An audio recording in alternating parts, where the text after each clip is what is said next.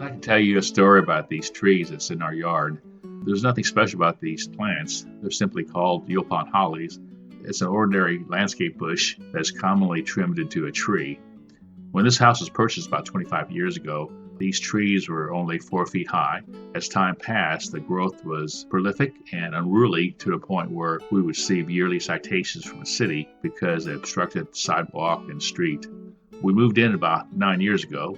I had planned to cut them down, but decided instead to trim them into what is called pom-pom trees. That is, branches with balls on the end of the branch. And you see this on trees in the picture.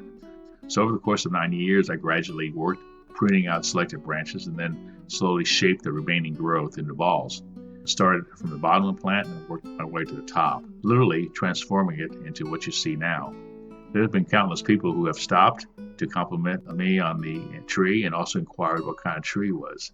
Last summer, there was even a man who stopped and was leaning on his hood and just looking out. I came out of the house and asked if he needed help.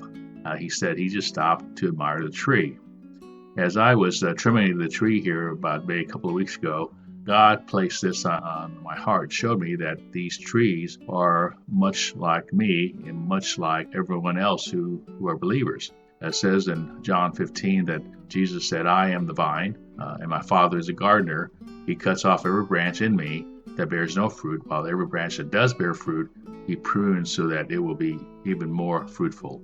And so as these trees get pruned over the course of years, it's like God pruning us and taking away things that doesn't glorify him and doesn't do us any good. And also, we see what God has in store for us in Romans 8:29, where Paul says, "For those God foreknew, he also predestined to be conformed to the image of his Son." And so as believers, God is about the business of transforming us to be more and more Christ-like so that others might be attracted to see the beauty of Christ in us. So I just thought it'd be a good thing to share with you and what God has shown me as I was working on these trees.